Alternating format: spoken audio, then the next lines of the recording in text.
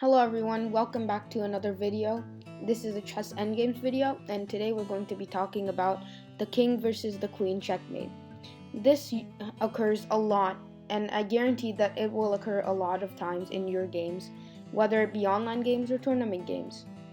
This type of checkmate can happen when, let's say, you promote a pawn to a queen in an endgame, or you're just up a queen and it's just you, your king and your queen, versus your opponent and their king.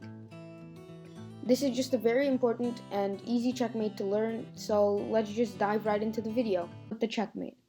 So first of all, if you haven't watched my previous video about rook endgames or a rook versus a king checkmate, you should probably check that out before looking at this, but even if you haven't, that's fine. So the idea is pretty similar to the rook checkmate. The goal is to drive the king into one of the sides of the boards, and then with the help of your king and queen, you checkmate him there. So I know that I'm not going to show the fastest way per se to do this. However, this will be the easiest way for all beginners. So the first thing that you want to do is move your queen so that it's a knight move away from the black king. So what that means is that you move your queen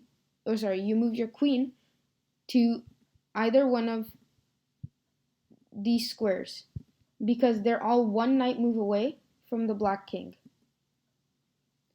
So can you pause the video and try to find what square the queen can go to that's one knight move away from the black king? That's right, it's queen to d6, because now the queen is exactly one knight move away from the black king. From here, it's smooth sailing. Whatever black plays, you do the exact same move with your queen. So for example, if black plays king to f5, you can see that black moved diagonally once with this king, so you do the same thing with your queen. All you have to do is mirror the black king's movements. So now let's say black goes here to f4. Can you try to pause the video and find what you should do as white? Yes, you play queen to e6. This is because black moved his king down one square, so you do the same thing with your queen, always staying one knight move away. Now you just continue this, and you literally all you have to do is just keep on following the black king around. So let's say if he moves to g5, all you have to do is move queen to f7. If they move their king to g4, you move your queen to f6. You literally just follow the king wherever they go. Now, let's say you chase them down all the way to the back rank. And it's a position like this, where they're almost in the corner, but they're not quite. If they play king to h1, you have to be very careful here. You do not follow the king into the corner. That is a bad move, because now if you follow the king perfectly into the corner, this is stalemate, because now the black king has nowhere to go. What this means is that it's a draw, because the queen covers the h2 square, the g2 square, and the g1 square. You don't want to do this.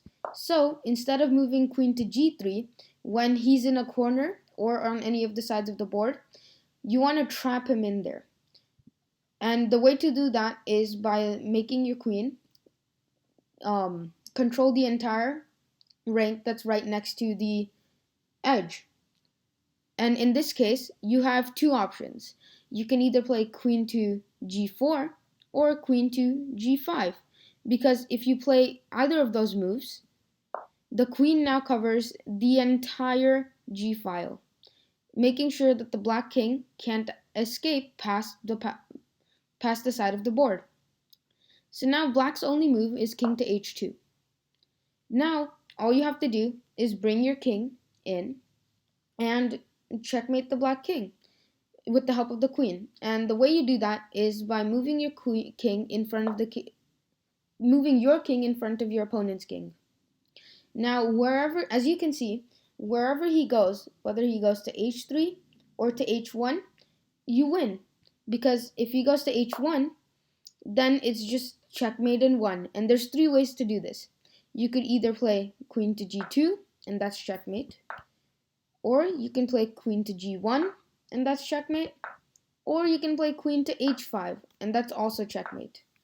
However, I would like to recommend that to keep it simple, you should always have your king controlling the squares in front of the black king, and whatever square the black king is directly in front of, you move your queen there, and that's just checkmate.